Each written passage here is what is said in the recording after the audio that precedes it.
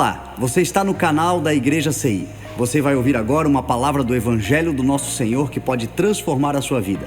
Antes de liberar o vídeo, eu quero pedir para que você se inscreva no nosso canal e compartilhe, para que mais vidas sejam abençoadas. Agora sim, o vídeo será liberado. Que Deus te abençoe.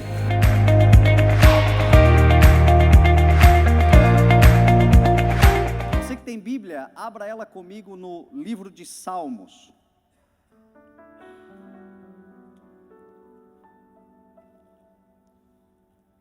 O número 128.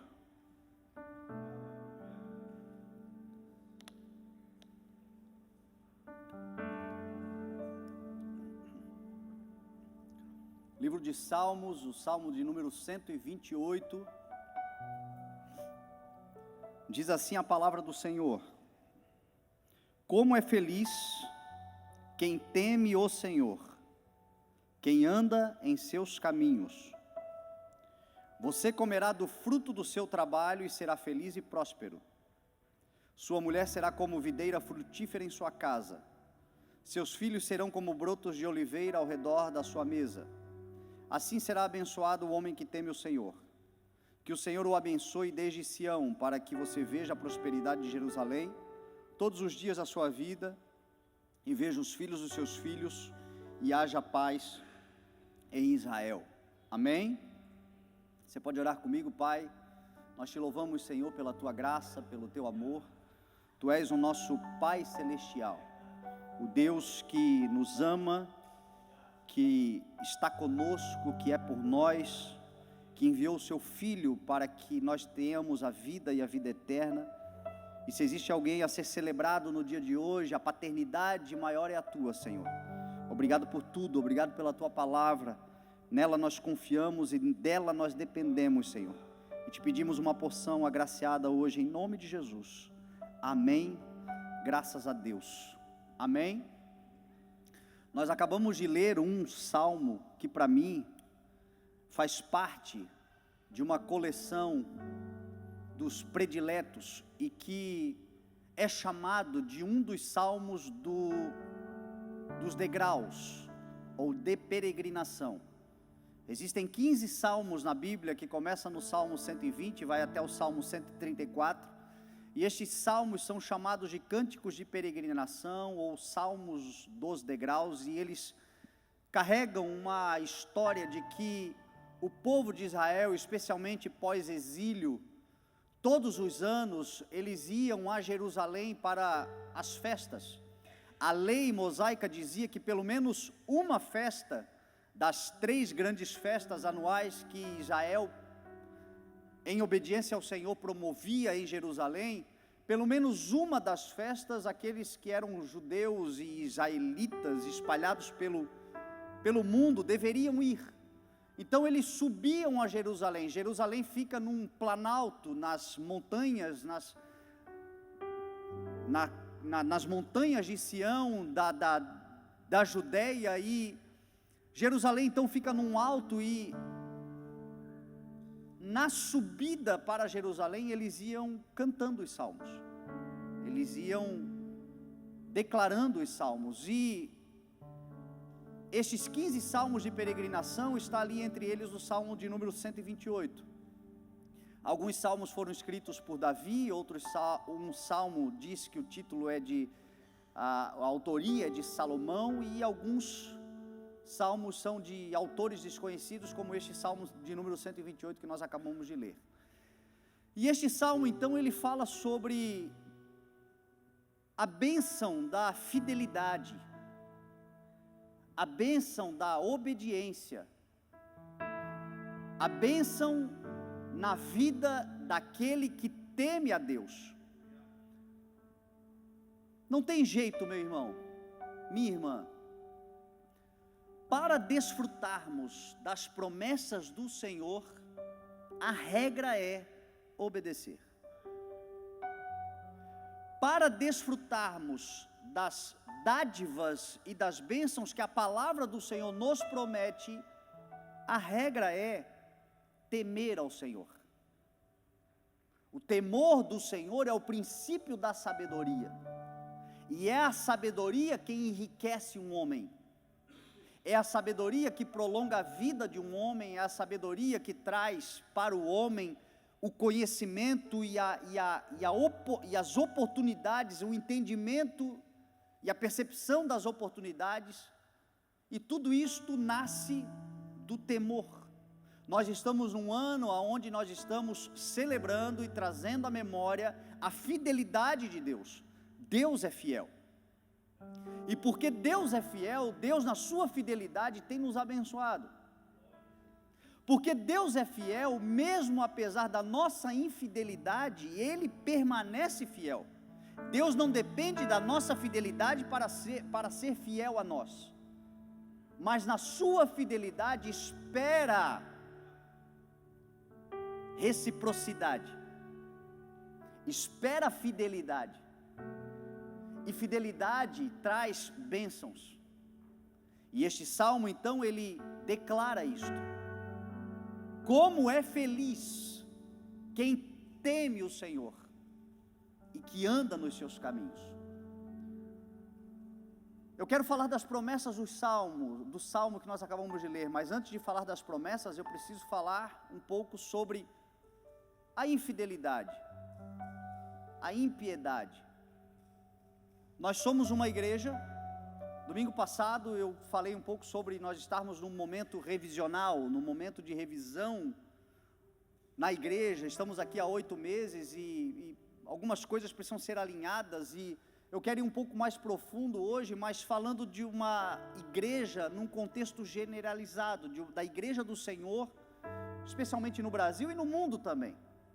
A igreja que promoveu a reforma protestante, hoje precisa de reforma também.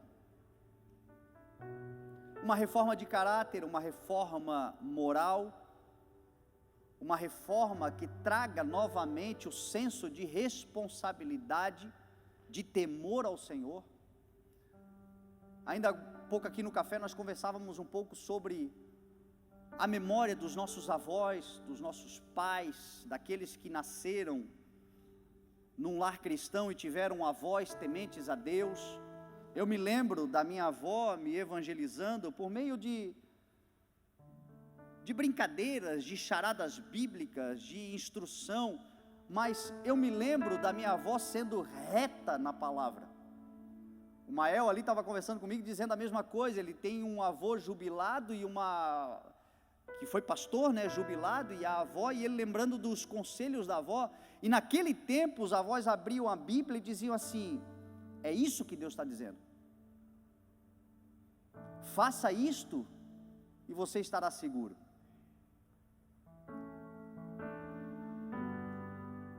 O problema é que no caminhar da igreja, a igreja também deixou entrar nela o legalismo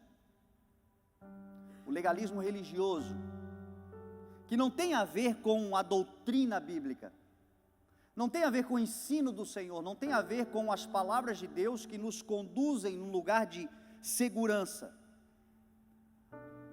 mas tem a ver com opressão humana, com controle humano. E o legalismo religioso gerou uma reação, uma oposição, que é aquilo que nós chamamos hoje de graça barata. Então foi porque houve um legalismo religioso que nós fomos um outro extremo e desenvolvemos a tal da graça barata. Então aqui não podia nada, aqui pode tudo. E o que o Senhor quer propor para nós na sua palavra é o equilíbrio, é o bom senso, tudo é permitido, mas nem tudo convém. Tudo é lícito, mas nem tudo convém. Tudo me é permitido, mas eu não deixarei que nada me domine. É o bom senso, é o equilíbrio. Nós vivemos uma geração, por exemplo, que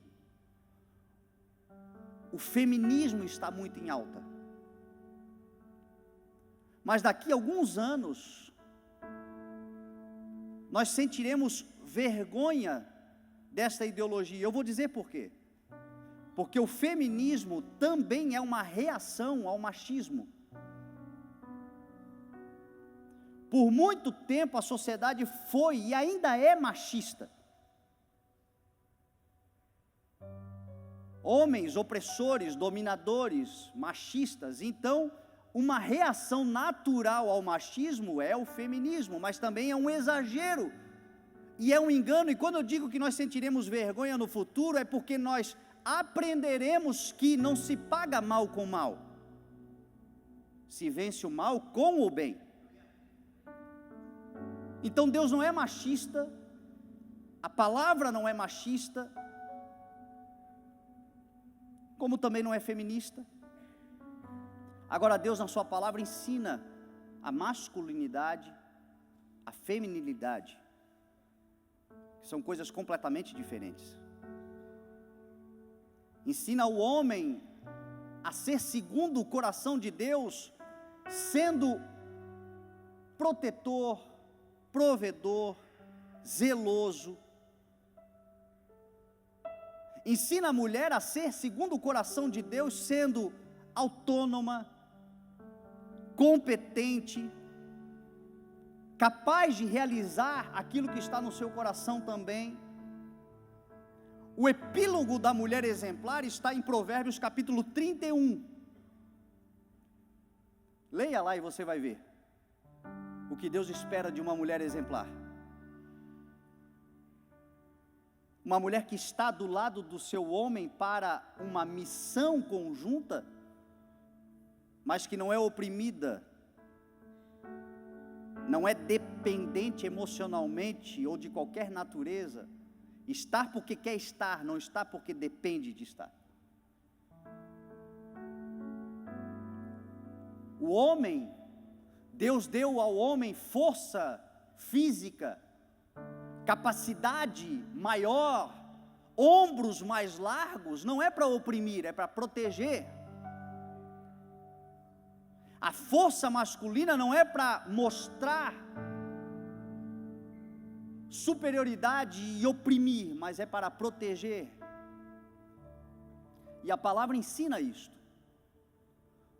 E o texto que nós lemos fala sobre a bênção de Deus para aqueles que temem o Senhor, que olham para a palavra de Deus e dizem amém à sua vontade, que esperam do Senhor o direcionamento e da sua palavra, então, a luz, a revelação. Nós estamos num dia de comemoração da paternidade, do exercício da paternidade, da dádiva da paternidade. Mas antes de nós falarmos de famílias, de filhos, nós precisamos falar de indivíduos. E é por isso que eu creio que o Senhor está fazendo na sua igreja uma reforma interior, espiritual, moral, com os princípios e valores do seu reino dentro de nós, para que nós possamos ser primeiramente homens e mulheres também, bem resolvidos, para então sermos instrumentos, bons pais, bons maridos, boas mães, boas esposas, mas primeiramente bons indivíduos, bem resolvidos interiormente. E quem resolve o nosso interior é aquele que conhece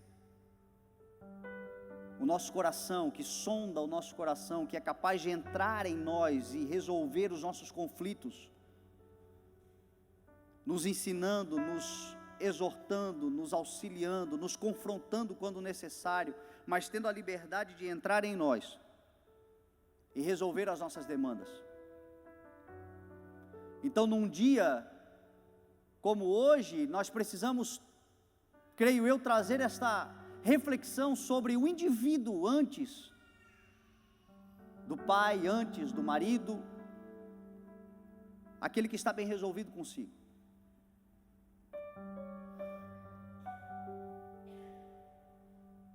Começar com os solteiros. Se você está solteiro, bom é que você continue do jeito que você está.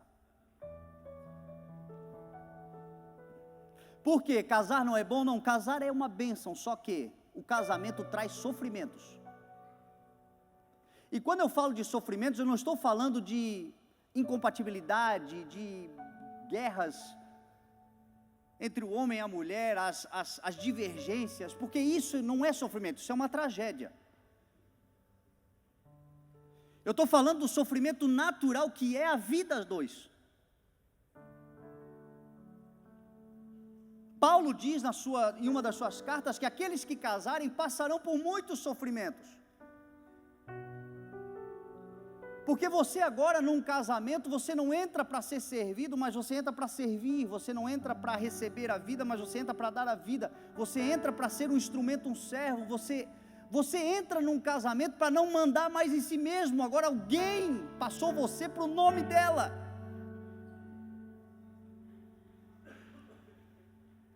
O casamento bíblico é: o homem pertence à sua mulher e a sua mulher pertence ao seu homem, e acabou. Eu sou casado, o nosso casamento é uma bênção, mas eu já não posso mais fazer o que eu bem entendo, e eu sofro por causa disso. Às vezes eu quero ir ali, eu tenho que ficar dando satisfação, um homem de 41 anos.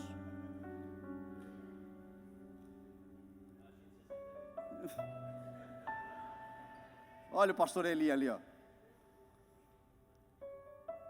Então a gente presta contas.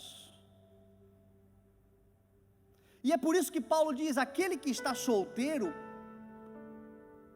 melhor que continue desse jeito. Não é porque você tem que ser. Paulo diz assim: se você conseguir ser solteiro a vida inteira, o celibato, não é o solteiro pegador, é o solteiro celibatário, é o cara que não precisa de outra pessoa. Porque o solteiro pegador tem uma cadeira pegando fogo para ele se ele não se arrepender.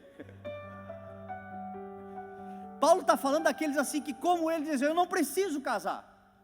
Meu Deus, que homem abençoado que não precisa casar. Porque ele tem tempo para se dedicar aos seus únicos projetos, ao reino de Deus. Tem coisas, por exemplo, que eu como pastor gostaria de fazer e não posso. Por quê? Porque eu tenho prioridades como a minha família, eu tenho filhos, eu tenho esposa. Não adianta ganhar o mundo e perder a alma, não adianta ganhar todo mundo, não adianta ser um grande pastor e dentro de casa ser um fracassado. Só que eu sou vocacionado para o ministério, então eu vivo uma batalha interior, o tempo todo, entre dois caminhos, tentando fazer o melhor pelo reino de Deus e não deixar a minha família à mercê. A gente sofre por causa disso. Aquele que é solteiro, faz o que bem entende. Existe uma sabedoria bíblica que diz assim: não desperte o amor, nem o incomode enquanto ele não o quiser. Então, se você está solteiro, não fica provocando o amor. Espera que uma hora ele bate na tua porta. Se você almeja casar, se você almeja ter família, isso é uma bênção. Deus é Deus pela família, foi Deus quem criou a família. Só que a sabedoria bíblica diz assim: termine primeiro o seu trabalho ao céu aberto, deixe pronta a sua lavoura e então constitua a família. Ou seja, aproveita esse tempo da solteirice e não fica lamentando, mas invista em você, invista nos seus projetos, nos seus planos, deixa pronta a tua lavoura, vai fazer os cursos que você quer fazer, vai fazer talvez como é que fala quando viaja para o exterior, os intercâmbio. Um solteiro faz intercâmbio, que é uma beleza. O casado vai ali na esquina, a mulher já está ligando, demorasse, tu falou que ia voltar em meia hora.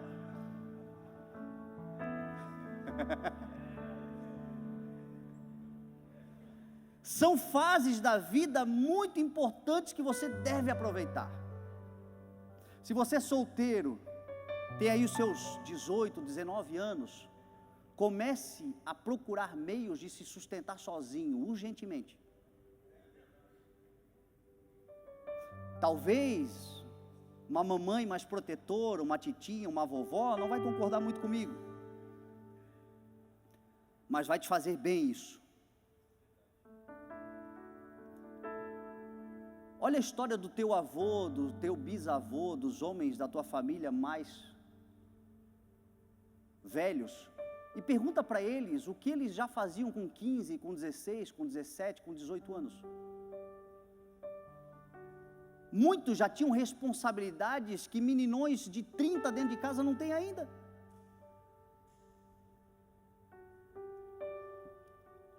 Então essa é a fase do desenvolvimento, do crescimento, da formação e da independência.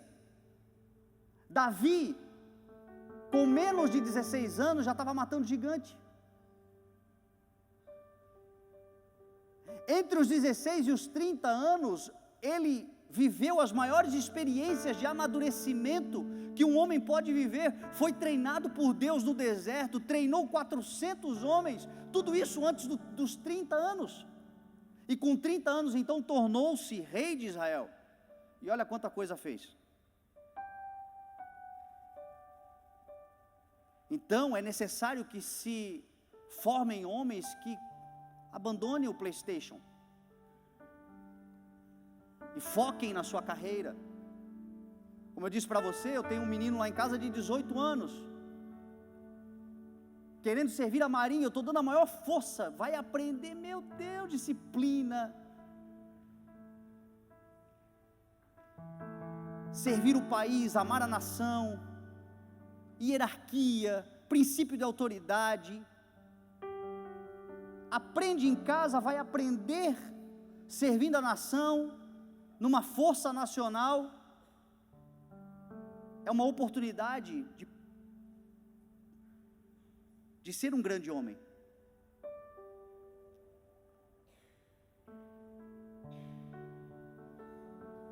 E de repente você encontra o amor da sua vida, e aí você está preparado para isso. Meninas solteiras, a vida não é TikTok. Deus tem um planejamento e um projeto para você maravilhoso. Ser uma grande mulher, de chegar a lugares altos, de ser uma mulher capacitada, independente, para no futuro poder ser codependente, comissionada, para no futuro poder ser submissa. Submissão não é estar abaixo de ninguém, submissão é estar sob a mesma missão. Um homem e uma mulher forjados em Deus, capacitados agora para andarem juntos, e juntos vencerem e alcançarem todas as promessas que o Senhor tem. E isto começa com o temor do Senhor. E é por isso que Salomão diz: jovem, lembrem-se do seu Criador nos dias da sua juventude. Vai por onde o teu coração mandar, aonde a tua vista alcançar, mas saiba que por todas estas coisas Deus o trará a julgamento.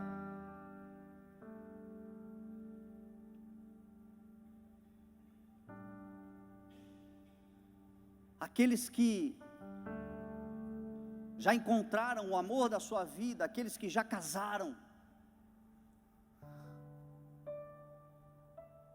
como é feliz o homem que teme o Senhor. Deixa eu falar de algo destruidor na nossa geração, e eu vou ser bem claro. Eu vou falar algumas palavras aqui para frente, que para você que talvez seja um pouco pudico, você vai ficar um pouco constrangido, um pouco constrangida. E essa palavra não é um palavrão, já vi, dependendo. A gente tem gente de todas as regiões do Brasil aqui, talvez você, meu Deus, o pastor falou um palavrão. Não, pudico significa uma pessoa tímida, uma pessoa que tem muito pudor. Mas eu preciso falar algumas verdades. Alguém tem que dizer as verdades. E como Deus me deu a graça de ser o pastor dessa igreja, eu vou me arriscar.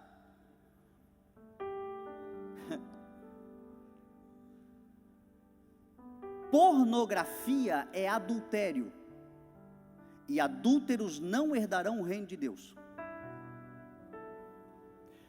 E hoje existe um pecado desgraçado na nossa geração, por conta do advento da internet e da facilidade da informação e de tudo que nós podemos ter na palma da mão, que está destruindo famílias, e este vício se chama pornografia.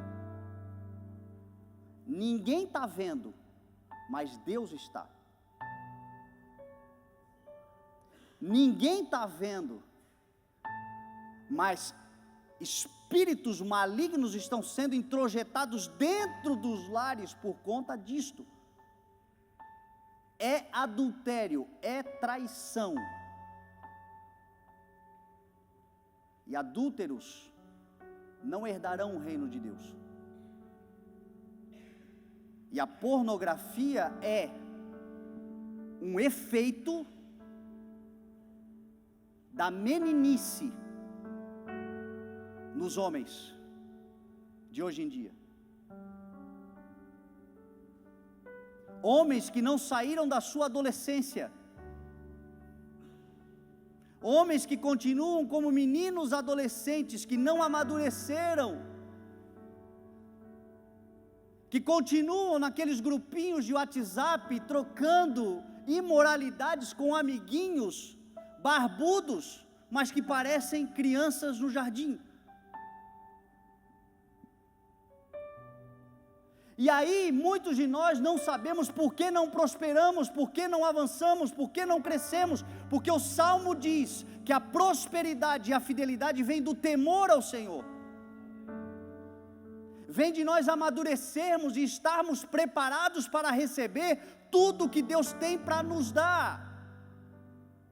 Meninos não receberão a herança, embora sejam herdeiros, não estão preparados para se tornarem usufrutuários da herança, porque vão se destruir. Se Deus entregar nas nossas mãos tudo o que Ele nos prometeu, nós sendo meninos espirituais, homens ainda com caráter adolescente, nós vamos nos autodestruir. Deus tem prosperidade para a sua família e para a minha família. Deus quer dar coisas importantes, grandiosas, coisas que as pessoas vão olhar para nós e vão dizer: uau, como Deus tem sido na vida deste homem, desta mulher. Mas isso passa pela maturidade do nosso caráter. E eu estou aqui citando, denunciando um pecado recorrente que tem destruído muitas famílias e muitos lares, silencioso, corrosivo e destrutivo. Como eu tenho que falar o que eu tenho que falar, cientificamente, a pornografia nos homens gera uma incapacidade de satisfazer até a sua mulher.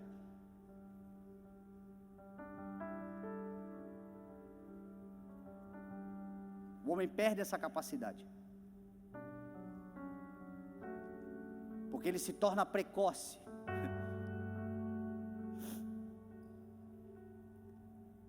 Agora deixa eu falar um pouco aqui para as mulheres também. Não tem que bater do outro lado também, pastor? Alguns homens não eram, mas estão se tornando como um escape, porque dentro de casa não tem uma mulher que lhe sirva, que lhe abençoe.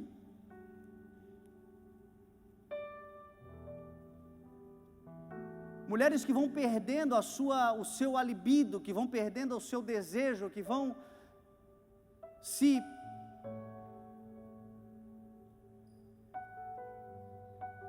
buscando outras coisas, vão se interessando por outras coisas. O seu marido hoje parece um lobo devorador babando assim, né? E aí, para não trair, para não ir para o mundo ainda, o cara tenta ali sozinho.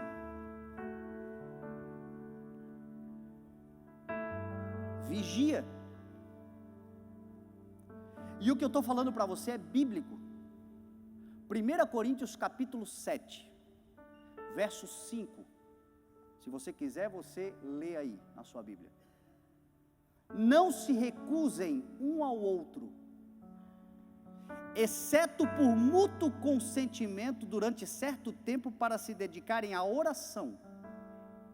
Depois unam-se de novo, para que o diabo não os tente por não terem domínio próprio. A palavra de Deus está dizendo que no casamento, sexo só fica em segundo plano por pouquinho tempo para se dedicar à oração, e depois já se torna prioridade de novo. Você quase não ora, então vai fazer sexo? Com que intensidade, com que frequência, pastor? Com a mesma intensidade, com a mesma frequência que você fazia quando não devia fazer. Volte a fazer nos dias de hoje.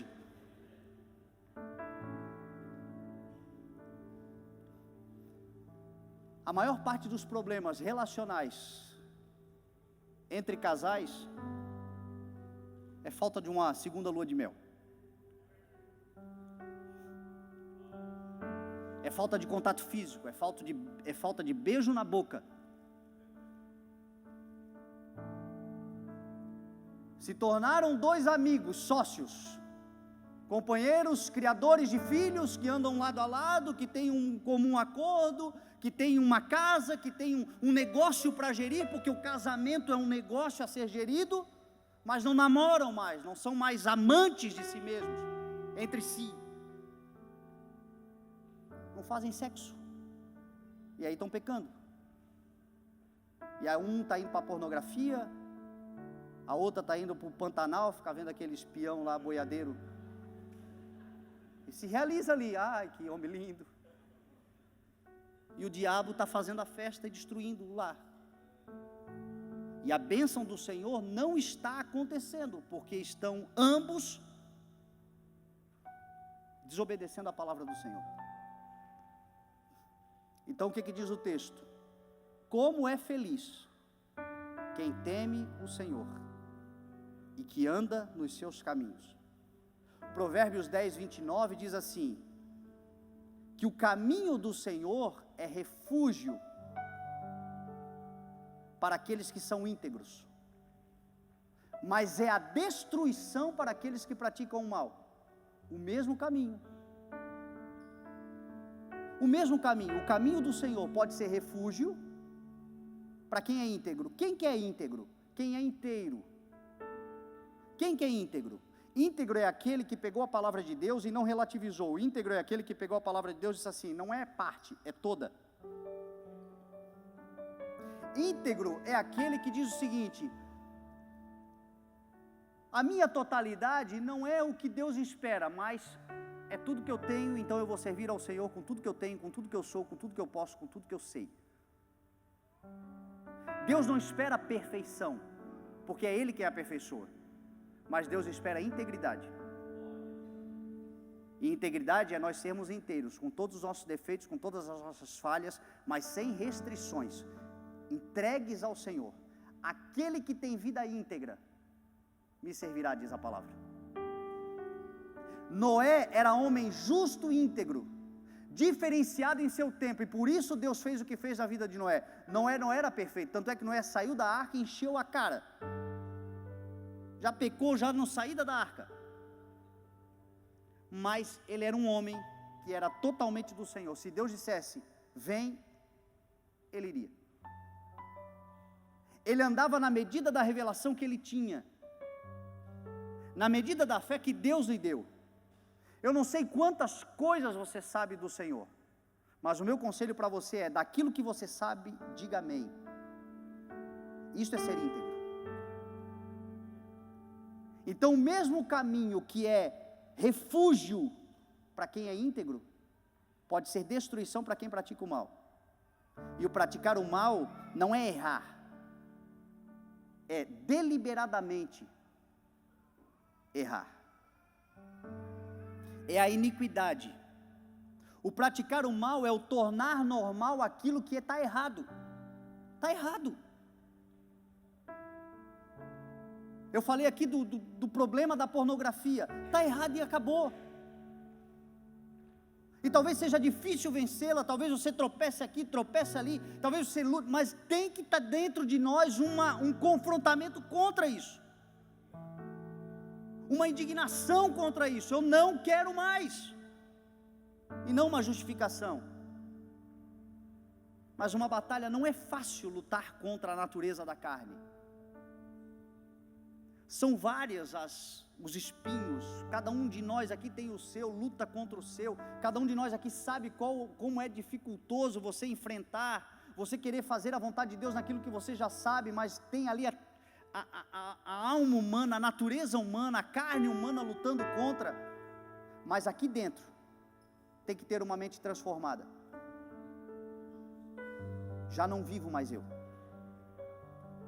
já fui crucificado com Cristo, já não aceito mais, ainda que eu esteja fraco, mas eu sou forte porque a minha mente já pertence ao Senhor. Este é o homem íntegro, esta é a mulher íntegra, este é quem teme a Deus, e quem teme a Deus será feliz em nome de Jesus. Feliz é o homem que teme o Senhor e que anda nos seus caminhos. Comerá do fruto do seu trabalho, será feliz e próspero. Não tem nada melhor do que comermos o fruto do nosso trabalho. Não tem nada pior do que na hora da colheita não colhermos, porque alguém se beneficia do trabalho das nossas mãos. Israel antigo sofria na mão dos midianitas, dos amalequitas, porque plantavam, e diz a palavra que plantar é chorar, plantar é sofrer, plantar é o tempo da angústia, mas a palavra que diz que a gente planta com choro, diz que a gente colhe com alegria também. Então quem está plantando com choro, pelo menos tem a esperança, na hora da colheita eu vou me alegrar. Agora imagina você plantar com choro, e na hora da alegria, alguém se beneficia no seu lugar. Você sofreu o plantio, você calejou as mãos, você sujou a mão de terra. Na hora que o campo está verde, o fruto está maduro, alguém vem e rouba. Isso acontecia no tempo de Israel antigo, porque desobedeciam ao Senhor, diz a palavra. Viravam as costas para Deus, e então vinham os inimigos e tomavam. E aí de tempos em tempos o povo se arrependia, se lembrava do Senhor, e então eles voltavam para os caminhos do Senhor, direcionavam seu coração a Deus, e Deus levantava um libertador, e aí Israel vivia um tempo de plenitude. Então você veja que a chave da prosperidade, da felicidade, da alegria, da colheita, está na obediência, está no temor. É simples. Eu sempre lembro do meu pai que dizia: o alfabeto do cristão é obedecer. Do mundo é ABCD, do cristão é obedecer.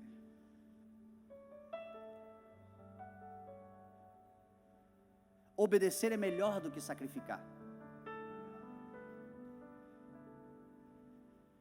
Às vezes a gente está querendo sacrificar, fazer corrente, fazer vigília no monte, 7 semanas de oração no monte, jejum, oração, mas é tudo barganha, não é nada para a glorificação do nome do Senhor, é um sacrifício inútil diante de um desobediente, na vida de um desobediente. Quando Deus diz: só pratica a minha palavra, porque o meu jugo é suave, o meu fardo é leve. Obedecer a Deus não é pesado. Só quem reclama da obediência a Deus é a carne, e a carne vai apodrecer. O espírito celebra, a alma se regozija, o testemunho, não há nada melhor, não há experiência melhor na vida. Você pode pegar hoje, ir lá numa concessionária, escolher o carro dos teus sonhos e comprar à vista. Você vai ter um momento de alegria, você vai se sentir realizado e realizada, óbvio, mas daqui 3 meses você vai olhar na garagem e vai dizer assim: não é mais aquilo que eu senti, porque são coisas, passam. A maior alegria que o ser humano pode ter na vida é perceber a ação de Deus na sua vida. É quando ele percebe Deus atuando diretamente num livramento, numa abertura de portas, em algo que Deus fez, a ação de Deus trazendo graça, favor e bênção sobre a nossa vida. Não há satisfação melhor do que olhar para os céus e saber que de lá nós viemos e a Ele nós pertencemos. É o maior contentamento que o indivíduo pode ter. E é quando nós obedecemos a Deus que nós experimentamos. Comerá do fruto do seu trabalho, será feliz e próspero. A sua mulher será como uma videira frutífera na sua casa. Videira é vinho, é uva. Uva na palavra fala de alegria, de contentamento, de satisfação.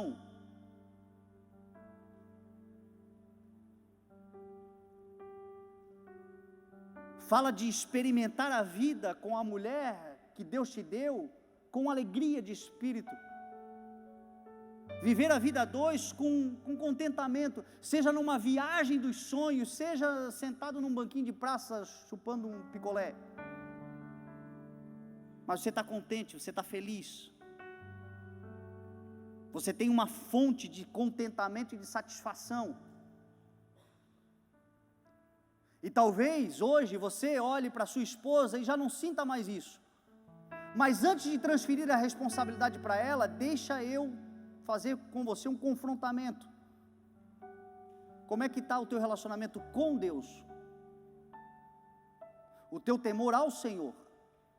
Porque a Bíblia diz que aquele que teme ao Senhor, a sua mulher será como uma videira. O temor ao Senhor gera contentamento com a mulher que Deus me deu.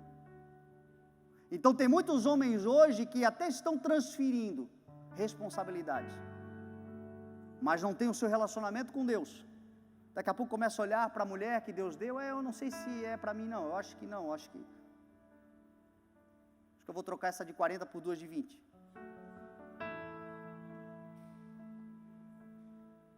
Impiedade.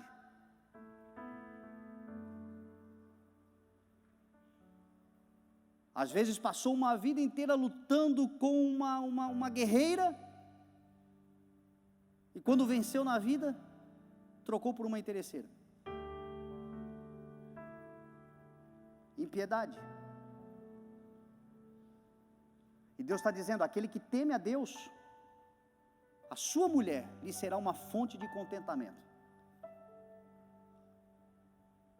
Pode já não ser uma novinha, mas te satisfaz.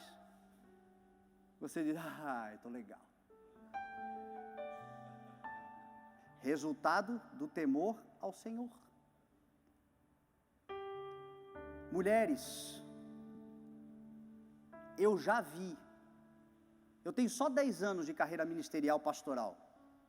Então nesses 10 anos eu já atendi alguns casamentos. E eu já vi mulheres que enquanto não tiraram o seu marido do sacerdócio, do ministério, não sossegaram. Mulheres que se irritam porque o seu homem está servindo a Deus, porque o seu homem antes queria bar, agora ele quer estar na igreja. E óbvio que precisa de um equilíbrio de todas as coisas, mas é melhor estar nos grupos da igreja, nos revérbios da igreja, no homem ao máximo, nas coisas que a igreja está promovendo, do que voltar para a cachaça. E às vezes a gente vê mulheres que ficam indignadas, de novo na igreja, de novo com coisa da igreja, de novo com os amigos da igreja, um senso de controle, de dominação. Conversa com aquelas que servem a Deus sozinhas, para você ver o que elas sofrem. Tem mulheres aqui dentro que oram pela sua família. O homem deveria ser o sacerdote, mas por causa da negligência do homem, é a mulher que chora, é a mulher que ora, é a mulher que serve a Deus, é a mulher que está clamando, é a mulher que está esperando, é a mulher que está sobrecarregada, porque tem um homem que ainda não acordou para a vida. Quando eu falei das meninas solteiras, você quer ver como Deus é fiel? Faz uma lista com todas as qualidades que você espera de um homem para estar do teu lado. Faz essa lista. Apresenta a Deus. E você vai ver o que é a fidelidade de Deus.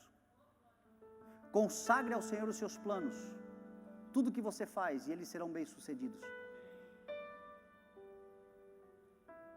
Escolher a pessoa errada é uma tragédia. Então, escreva e coloque diante do Senhor. E você casada, escreva também. Só que a sua oração vai ser um pouquinho diferente. Você não vai pedir para Deus te dar um homem com essas características novo. Você vai pedir para Deus transformar o sapo em príncipe. E você vai ver que Deus é poderoso para transformar. Porque o Deus que faz coisas novas é o Deus que também restaura coisas velhas. Restaura casamentos, restaura matrimônio. Então não está perdido enquanto há vida. Talvez você diga, meu Deus, eu queria ter ouvido essa mensagem antes de casar. Deus é um Deus transformador. Em nome de Jesus, que haja um vinho novo sobre a sua família, sobre o seu casamento, sobre o seu relacionamento, sobre a tua história. Em nome de Jesus, homens e mulheres transformados segundo o coração de Deus. Alegria, felicidade e prosperidade dentro do lar. Porque Deus é poderoso para fazer isso. Deus é poderoso. Os seus filhos serão como brotos de oliveira ao redor da sua mesa. Por que brotos de oliveira? Porque se cumpriu Romanos 11 na nossa vida.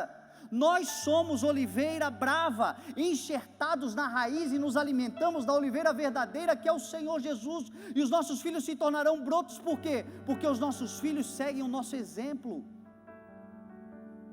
Os nossos filhos não seguirão o que a gente mandar fazer, eles seguirão o que veem nós fazendo. Os nossos filhos verão pais que temem a Deus, e eles temerão o Senhor. Eles verão pais e mães que são como uma oliveira,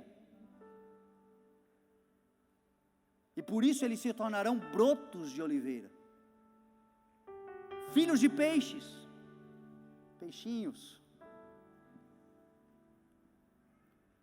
pais que não negligenciam a sua paternidade, mães que não negligenciam a sua maternidade. É bem verdade que a palavra diz que ainda que uma mãe se esqueça do filho a quem amamenta, o Senhor não se esquecerá. Pai maior é o Pai Celestial. E se um pai ou uma mãe falhar conosco na terra, o nosso Pai Celestial jamais falhará conosco. Mas esse Pai Celestial, Ele quer dividir a sua paternidade com pais biológicos, ou pais que não são biológicos, mas criam com amor como se fossem seus, como José criou Jesus. Jesus teve padrasto, Jesus foi enteado, mas José o amava como um pai. E Deus divide a sua paternidade com pais que querem ser criadores, cuidadores, valentes, que apontam os filhos para a direção, para o alvo que é Cristo. E os filhos então se tornarão como brotos de oliveira. Significa dizer que você sabe que eles darão certo, em nome de Jesus, porque você está no caminho da retidão, da verdade, da fidelidade. Não tem como dar errado para aquele que serve ao Senhor. Não tem. Passaremos por muitas aflições, muitas angústias na vida, passaremos por tudo isto, porque a vida existir é difícil. Mas em todas essas coisas o Senhor estará conosco, e em todas essas coisas seremos mais do que vencedores, e na nossa vida se cumprirá sim a promessa do Senhor que diz que quando nós cremos no Senhor, nós e a nossa casa seremos salvos. Porque um homem que teme ao Senhor não tem como não gerar filhos que temam a Deus. Ainda que os nossos filhos tenham períodos de rebeldias, por vários outros fatores, mas sempre terão em nós um modelo de fidelidade, de temor, de reverência, de zelo pelas coisas do Senhor. E quando chegar a hora deles, que eles precisarem correr para algum lugar, eles correrão para o lugar da verdade, e o lugar da verdade é o caminho do Senhor, porque viram pais e mães que andaram nesse caminho. assim será abençoado o homem que teme ao Senhor. Que você seja abençoado desde Sião, como diz a palavra, e veja a prosperidade de Jerusalém. E possa ver os filhos dos filhos. Eu fico pensando, a gente não sabe o dia de amanhã, nossa vida é como um sopro. São tantas as adversidades e intempéries que a gente não pode determinar nada, mas eu vivo no meu coração crendo nessa promessa. Espero que o Senhor me conceda essa graça. Eu tenho uma menina de 5 anos, que graça de Deus será se um dia eu puder ver os netos que ela me dará. O caminho eu conheço, para que isso aconteça, temer a Deus. Viver uma vida devocionada ao Senhor, dedicada ao Senhor, para quem sabe, num futuro, essa promessa se cumprir, sentadinho lá naquela varanda, vendo os netos correr. Eu creio que para aqueles que chegaram neste lugar, isso é realização de vida. Eu creio que para aqueles que podem desfrutar das promessas de Deus se cumprindo na sua vida, isso é realização de vida. E tudo isso tem a ver com o temor do Senhor. Quem é feliz? Quem teme a Deus. Quem é próspero? Quem teme ao Senhor. Ah, mas eu conheço um homem que faz o que faz, trai a esposa, tem amante, tem dinheiro. Mas quem disse que dinheiro é prosperidade? Prosperidade é também dinheiro, mas é bem-estar. Um homem que tem várias mulheres, não, esse cara não tem bem-estar. Prosperidade é segurança. Uma pessoa que vive arriscando o seu patrimônio na impiedade, na esbórnia, na vida desregrada, essa pessoa não tem segurança. Prosperidade é saúde. Uma pessoa que não dorme de noite, uma pessoa que vive com culpa dentro do coração, essa pessoa ela está acabando com a sua saúde. Agora o homem que teme a Deus, deita, dorme, tem bem-estar, tem segurança, sabe que ainda que esteja passando por uma crise, um vendaval, uma tempestade, Jesus está dentro do seu barco, e barco que Jesus está não afunda. O homem que teme ao Senhor será feliz e próspero. Você crê nessa palavra em nome de Jesus?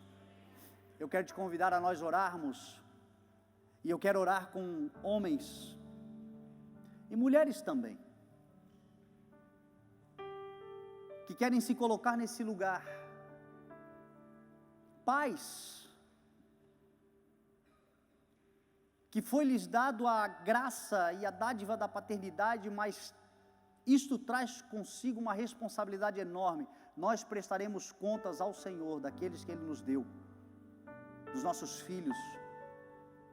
Temos uma missão, um sacerdócio, e que o Senhor desperte em nós então esse lugar de consciência, esse lugar onde a palavra que nos confronta nos transforma, e nos transformando nos leva a desfrutar de todas as bênçãos que o Senhor tem para a nossa vida. A igreja precisa de uma reforma, e essa reforma é voltar à origem, voltar à palavra inegociável. Não é nem o legalismo, porque o legalismo é de homem, como também não é a tal da graça barata, mas é o bom senso. O lugar onde Deus fala conosco e o que Deus diz, nós dizemos amém. O lugar onde a palavra que nos conforta, nos faz descansar o coração, e a palavra que nos confronta, nos leva a uma transformação de mente. Esse lugar gerará homens e mulheres tementes a Deus, e esta geração será feliz e próspera, e esta geração verá filhos seguindo um legado em nome de Jesus. Então eu quero te convidar a ficar de pé, nós vamos orar.